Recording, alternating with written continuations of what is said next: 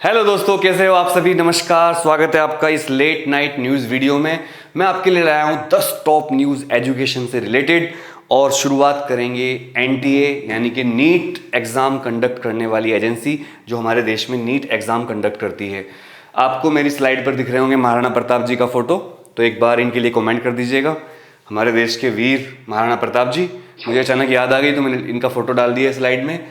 तो अनुराग त्यागी sir represent कर रहे हैं आपके सामने टॉप 10 एजुकेशन न्यूज़। दोस्तों, ये न्यूज़ वो न्यूज़ हैं जो आपकी लाइफ को अफेक्ट करेंगे और आपके लिए उनको जानना बहुत ज़रूरी है, क्योंकि कोई भी इस तरह के न्यूज़ आपके लिए बहुत ज़्यादा यूज़फुल हो सकते हैं। दोस्तों, जैसे कि आपको पता होगा, एनटीए एक एजेंसी है, नेशनल टेस्टिंग एजेंसी, जिसका काम है देश भर के अंदर जितने भी एंट्रेंस एग्ज़ाम होते हैं, जो कॉम्पिटिटिव एग्ज़ाम्स होते हैं, टेक्निकल एजुकेशन वाले, नीट, जेई, उनको लेना। मैं बात करूंगा यहाँ पर नीट के बारे में। दोस्तों, नीट का जो एग्ज़ाम हो रहा है इस साल, उसमें काफ़ी विवाद चल रहे हैं, बहुत सारे विवाद चल रहे हैं। विवाद मैं कहूँ अगर कि एनटीए और विवादों का चोली दामन का साथ हो गया है।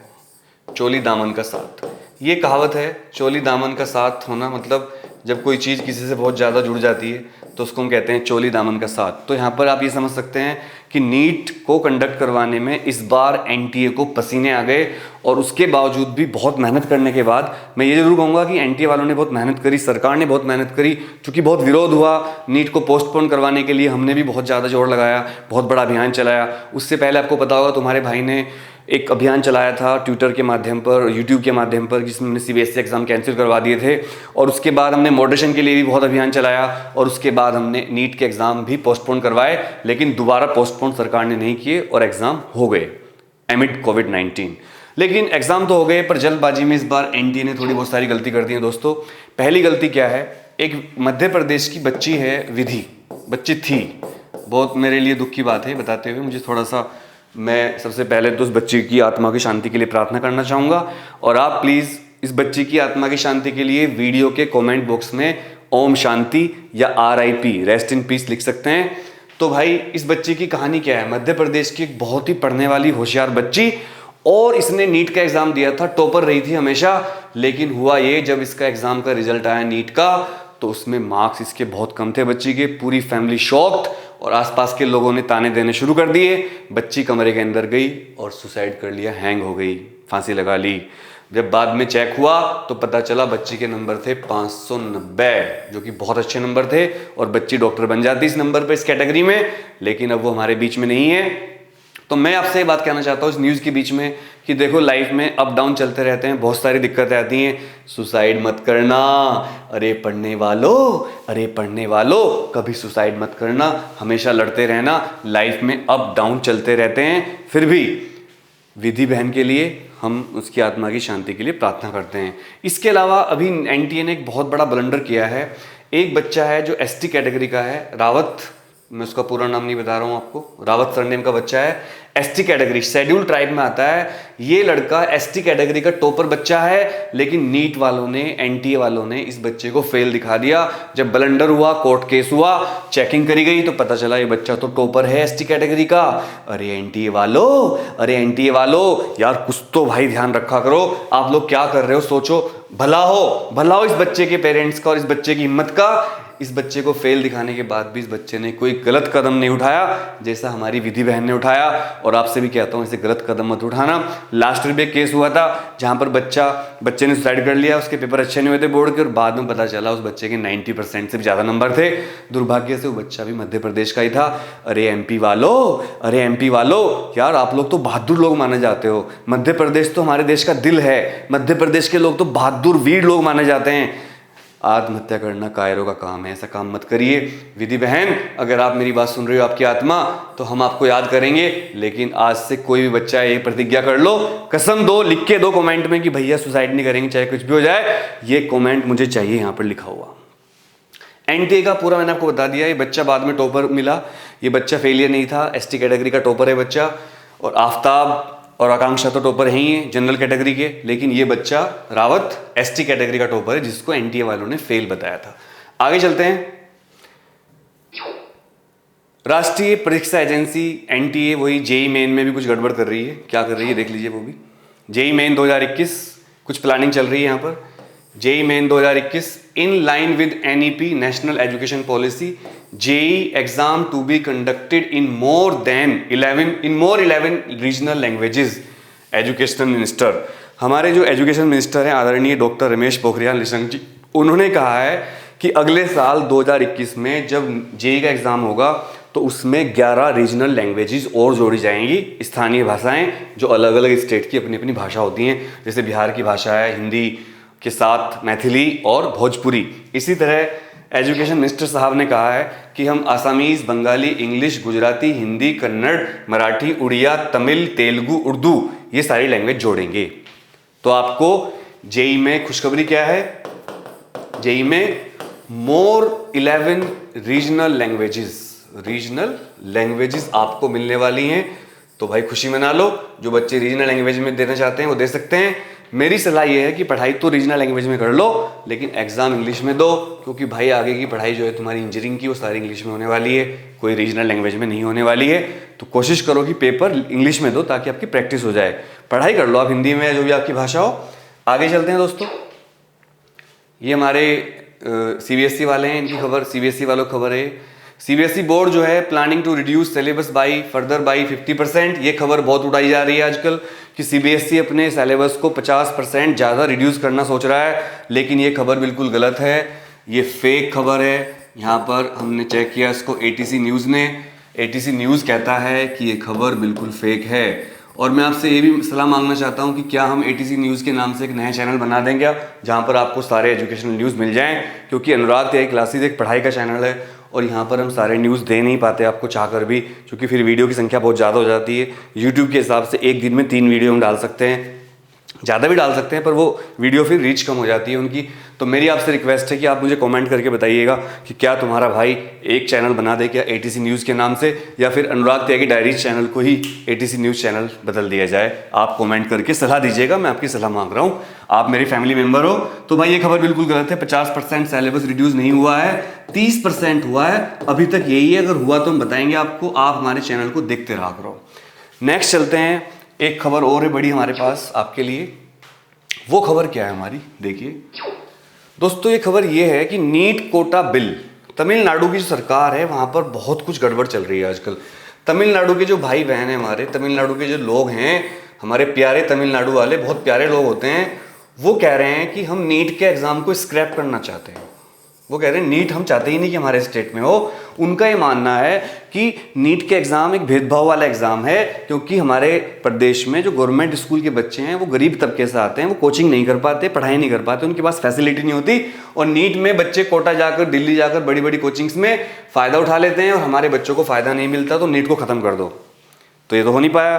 फिर वहाँ के एक वहाँ के बंदे हैं, उनका नाम मैं नहीं बता रहा हूँ आपको, उन्होंने कहा, एक जांच एजेंसी बैठाई गई, उन्होंने जांच करके बताया, सरकार को सिफारिश करी कि ठीक है नीट को स्क्रैप मत करो, लेकिन 10% कोटा दे दो, हॉरिजॉन्टल कोटा। हॉरिजॉन्टल कोटा का मतलब होता है जो कोटा ऑलरेडी चल रहा है, मतलब रिजर्वेशन 50% का, उसी के अंदर से 10% कोटा दे दो तमिलनाडु के गवर्नमेंट स्कूल के बच्चों को। ये अच्छी बात भी है, इससे 2 फायदे होते। अगर सरकार, मैं इसका सपोर्ट करता हूँ, अगर सरकार गवर्नमेंट स्कूल के बच्चों को कोटा दे देती है तो इससे एक तो गवर्नमेंट स्कूल में पढ़ने वाले बच्चों का संख्या बढ़ेगी, दूसरा भाई स्कूल की क्वालिटी बढ़ेगी और वहाँ के सिलेक्शन बढ़ेंगे, तो सब कुछ फायदा होगा। गवर्नमेंट चीज़ों को हमें सपोर्ट करना चाहिए।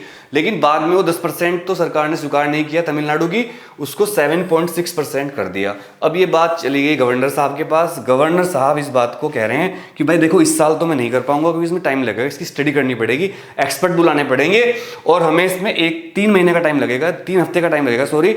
और अब तक तो एग्जाम हो जाएंगे और नीट के एडमिशन हो जाएंगे, काउंसलिंग शुरू होने वाली है, हो गई है, तो भाई इस साल तो हो नहीं पाएगा, नेक्स्ट ईयर देख लेंगे, मना नहीं कर रहे हैं। तो भाई मेरा ये कहना है इसमें कि रिजर्वेशन बिल्कुल होना चाहिए, मैं इसके सपोर्ट में हूँ। गवर्नमेंट स्कूल के बच्चों को फायदा मिलना चाहिए, और ये बात बिल्कुल सच है कि गवर्नमेंट स्कूल के बच्चों को कहीं ना कहीं नुकसान होता है, क्योंकि गवर्नमेंट स्कूल में गरीब तबके का बच्चा पढ़ता है और वो बहुत महंगी कोचिंग नहीं ले पाता, और उसको नुकसान होता है। जो अमीरों के बच्चे होते हैं, पैसे वाले बच्चे होते हैं, वो कोचिंग करके भाई आगे एज ले लेते हैं। तो ये मैं इसके फेवर में हूँ, बल्कि ये 10% ही होना चाहिए। तो तमिलनाडु के यहाँ पर मैं बात सही मानता हूँ। तो ये आपको बात पूरी पता चल गई होगी। नेक्स्ट न्यूज़ पे आते हैं। ये हमारे मनीष सिसोदिया जी, दिल्ली के एजुकेशन मिनिस्टर हैं, मनीष सिसोदिया सर। ये काफ़ी ज़्यादा एक्टिव रहते हैं अपने बयान देने में। सिसोदिया, इन्होंने क्या कहा है अभी इन्होंने कहा है सरकार से कि जब तुम नई एजुकेशन पॉलिसी ले आए हो, नई एजुकेशन पॉलिसी ले आए हो आप, तो जब तुम नई एजुकेशन पॉलिसी ले आए हो तो बोर्ड के एग्जाम खत्म कर दो। क्या कह रहे हैं सर? इनकी बात सबसे अलग होती है आम आदमी पार्टी वालों की। बोर्ड एग्जाम मत लो, बोर्ड एग्जाम मत लो। क्यों? इनकी भी बात सुन लेते हैं भाई, हर लोकतंत्र है, सबको अपनी बात कहने का अधिकार है। इनकी बात में भी कुछ हो सकता है, कुछ बात हो तो इनकी बात भी सुन लो। एजुकेशन मिनिस्टर सर, जो दिल्ली के एजुकेशन मिनिस्टर हैं मनोज सिसोदिया जी, काफी अच्छे व्यक्ति हैं, ये कह रहे हैं कि जब तुम नई एजुकेशन पॉलिसी ला रहे हो, और नई एजुकेशन पॉलिसी जो है वो 10+2 सिस्टम में नहीं है, बल्कि वो 3+2+ ये सब सिस्टम में है। जो मैंने आपको एक वीडियो बनाई थी एजुकेशन पॉलिसी वाली, वो वीडियो आप जरूर देख लेना, उस वीडियो का डिस्क्रिप्शन में लिंक मिल जाएगा आपको। अगर आपको एजुकेशन पॉलिसी के बारे में सब कुछ समझना है तो मेरी एक वीडियो है एजुकेशन पॉलिसी के बारे में, उस वीडियो को जरूर देखना आप लोग, ये रिक्वेस्ट है मेरी आपसे। तो साहब कह रहे हैं, एजुकेशन मिनिस्टर साहब, कि सर जब आप सरकार से कह रहे हैं, भारत सरकार से, कि जब आप नेशनल एजुकेशन पॉलिसी ले आए हो नई वाली, तो आप ऐसा करो, आप भाई बोर्ड एग्जाम खत्म कर दो 10वीं और 12वीं के, क्योंकि अब आपके पास जो सिस्टम है वो 5+3+3+4 5+3+4+4 ये सिस्टम है। तो कह रहे हैं इसमें बोर्ड का कोई फायदा ही नहीं, क्योंकि ये कंटिन्यूअस इवैल्यूएशन सिस्टम है, और वैसे भी जब कोई बच्चा नीट या जेईई में एग्जाम में बैठेगा तो आप तो टेस्ट लोगे, एंटी एजेंसी है आपकी, तो क्यों बोर्ड ले रहे हो? अब कहीं ना कहीं देखा जाए तो उनकी बात तो ठीक है, लेकिन दिक्कत यहाँ पर यह है कि अगर बोर्ड के एग्जाम खत्म हो जाते हैं तो भाई फिर बच्चे पढ़ना ही बंद कर देंगे। बिल्कुल याद करो जब सीसी सिस्टम आया था, ग्रेडिंग सिस्टम, तो बच्चों ने एकदम पढ़ाई बंद कर दी थी। तो ये मैं थोड़ा सा यहाँ पर एग्री नहीं हूँ। बोर्ड होने चाहिए 10वीं और 12वीं में। वैसे भी बच्चा 12वीं तक 2 ही बार बोर्ड देता है, वैसे तो मस्ती चल रही है, सभी स्कूल वाले अपने हिसाब से रिजल्ट बनाते हैं, अपने हिसाब से पेपर बनाते हैं। तो सिसोदिया जी, मैं तो आपकी इस बात से सहमत नहीं हूँ, लेकिन अगर कोई और सहमत है तो भाई वो हो सकता है हो जाए, पर मैं सहमत नहीं हूं। बोर्ड के एग्जाम तो होने चाहिए। आप लोग बताइए, बोर्ड के एग्जाम होने चाहिए नहीं चाहिए? आपके क्या विचार है? आप भी यहां पर अपनी बात कह सकते हो, लोकतंत्र में सबको अपनी बात कहने का हक होता है। तो NEET JEE exam next year should be based on reduce syllabus, Sisodia to centre. Sisodia ji यहीं पर नहीं रुके, सिसोदिया जी ने डिमांड करी है कि नीट और जेईई के एग्जाम जो आप ले रहे हो 2021 के, वो एग्जाम रिड्यूस सिलेबस के साथ होने चाहिए। ये बात अच्छी लगी हमें इनकी। एक तरफ तो आप सीबीएसई का सिलेबस 30% कम कर दिए हो, राजस्थान बोर्ड ने भी अपना सिलेबस कम किया हो, आगे बताऊंगा मैं आपको। तो सिसोदिया जी ने कहा है, सरकार से डिमांड करी है कि आप जो नीट और जेईई के एग्जाम लोगे उनका सिलेबस भी कम कर दो। अरे सरकार चलाने वालों, ये बात ठीक है, लेकिन यहाँ से दिक्कत ये आएगी बच्चों को कि अगर वो बहुत कम सिलेबस पढ़ेंगे 50% का, तो उनको फिर आगे चलकर दिक्कत आएगी, क्योंकि उनकी नॉलेज कम रहेगी। आईआईटी जेईई नीट के बहाने से बच्चे पढ़ तो लेते हैं, 11-12 में तो बच्चा बोर्ड के हिसाब से पढ़ता है, और नीट जेईई वाला बच्चा थोड़ा डीप जाकर पढ़ता है, न्यूमेरिकल भी करता है, तो यहाँ पर कहीं ना कहीं फायदा मिलेगा। और अगर सिलेबस इतना कम हो जाएगा तो सारा सरकार जो हमारी भारत की एजुकेशन सिस्टम है, जिसका वर्ल्ड में वैसे ही बहुत पीछे स्थान है, तो और पीछे खिसक जाएगी, और हमारे देश के पढ़े हुए इंजीनियर डॉक्टरों की डिमांड कम हो जाएगी। ये यहाँ पर खतरा होगा। लेकिन हाँ, ये बात सही है कि टाइम कम बचा है, तो भाई इस साल अगर सिलेबस कम पे एग्जाम ले लो और पेपर उस हिसाब से डिजाइन कर दो तो कोई दिक्कत नहीं है। तो ये बात मैं सिसोदिया की मानता हूँ, ये मुझे ठीक लगी। पहले वाली बात जो बोर्ड एग्जाम खत्म करने वाली थी, मुझे अच्छी नहीं लगी मेरे हिसाब से। एनटीए लोगो है उनका। Neat and JEE syllabus reduced, ये बहुत खबर फैल रही है कि नीट और जेईई का सिलेबस रिड्यूस हो गया है।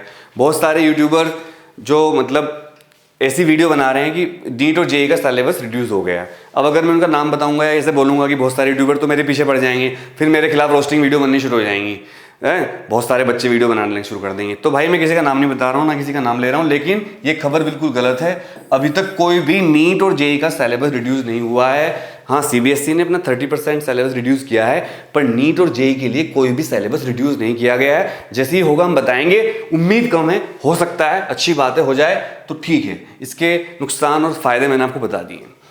अच्छा, नेक्स्ट खबर बहुत इंपॉर्टेंट है। AICT, all India council for technical education. ये एआईसीटी क्या है आपको बता दूं अगर आपको ना पता हो। इसकी फुल फॉर्म है all India council for technical education. इसका काम होता है जितने भी इंजीनियरिंग कॉलेज हैं जो प्रोफेशनल एजुकेशन देते हैं, उन पर कंट्रोल करना, उनको कंट्रोल करके रखना, कोई गड़बड़ पकड़ना। हालांकि वो आपको पता ही कितनी कंट्रोल कौन करता है सब चलता है। तो AICT has allowed all technical institutions to admit students till November 30 and the academic session will commence from December 1। तो देखो ये बड़ी खबर है। AICTE ने कहा है, जितने भी एजुकेशन इंस्टीट्यूट्स हैं, कि आप 30 नवंबर तक अपने यहाँ बच्चों को एडमिट कर सकते हो, चूँकि लेट हो गए इस बार, और 1 दिसंबर से सबको पढ़ाई शुरू करनी है। तो जितने भी बच्चे हैं टेक्निकल एजुकेशन वाले जो बीटेक कर रहे हैं, कॉलेजों के बच्चे हैं AICTE से कनेक्टेड, वो ध्यान रखो 1 दिसंबर से आपकी क्लास शुरू हो जाएगी। इसका मतलब ये है कि 1 दिसंबर से सब कुछ नॉर्मल हो जाएगा, सरकार ने तैयारी कर ली है, और भाई 30 नवंबर तक एडमिशन ले सकते हो। अगर किसी बच्चे को दिल्ली NCR में किसी प्राइवेट कॉलेज में एडमिशन लेना हो इंजीनियरिंग में, तो मुझे कमेंट करके बताना, मैं आपकी हेल्प कर दूंगा इसमें, ठीक है। नेक्स्ट है हमारी खबर, सॉरी, हाँ, schools in Delhi not opening from now for now says chief minister Arvind Kejriwal ji. ये अच्छी बात करी, अरविंद केजरीवाल जी कुछ फैसले बहुत अच्छे लेते हैं। अरविंद केजरीवाल जी ने कहा है कि अभी हम स्कूल नहीं खोलेंगे, इसके फेवर में मैं हूँ। अभी स्कूल खोलने में खतरा है, बच्चों को स्कूल ले जाने का मतलब है उनकी सेहत से खिलवाड़ करना। तो केजरीवाल जी ने ये कहा है कि हम दिल्ली में स्कूल नहीं खोल रहे हैं, और इसके लिए थम्स अप, हम स्वागत करते हैं उनका। तो दोस्तों, राजस्थान माध्यमिक शिक्षा बोर्ड ने 9वीं से 12वीं के जो सिलेबस था उसको 40% कम कर दिया है। अरे राजस्थान वालों, अरे राजस्थान वालों, आपके लिए एक बड़ी खबर है। आपके स्टेट में, राजस्थान जो कि एक महान स्टेट है, वहां पर आपका सिलेबस 40% कम हो गया। मजे ले लो, CBSE का सिलेबस 30% हुआ था, आपका 40% हो गया, तुम्हारे आगे मजे। तो भाई मैंने आपको बहुत बड़ी जल्दी जल्दी खबरें दी हैं, अच्छी अच्छी, और आपको मुझे उम्मीद है कि अच्छा लगा होगा। तो अगर आपको अच्छा लगा तो लाइक कर देना, और भाई अगर तुम्हें वीडियो अपने दोस्तों को दिखानी हो, आपके दोस्त हों जिनको आप प्यार करते हो, सच्चा प्यार करते हो, तो उनको शेयर कर देना, और भाई चाहोगे तो सब्सक्राइब भी कर देना। और अपना ध्यान रखना, पढ़ाई करते रहना, ये देख लो, पढ़ाई करते रहना, मेहनत करते रहना। जितनी भी इंपॉर्टेंट न्यूज़ आएंगी आपको हम देते रहेंगे, आपके साथ रहेंगे। मैं हमेशा अपने बच्चों के साथ हूँ। किसी बच्चे को कोई प्रॉब्लम हो, कोई क्लैरिफिकेशन चाहिए न्यूज़ के बारे में, कोई पढ़ाई की दिक्कत चल रही हो, कोई भी दिक्कत आपके मन में चल रही हो, आप मुझे कमेंट करके बताइएगा। तुम्हारा भाई, तुम्हारा दोस्त, तुम्हारा टीचर हमेशा तुम्हारे साथ है। आप सभी को मेरा नमस्कार, सत श्री अकाल, सलाम वालेकुम, जय हिंद, जय भारत, वंदे मातरम।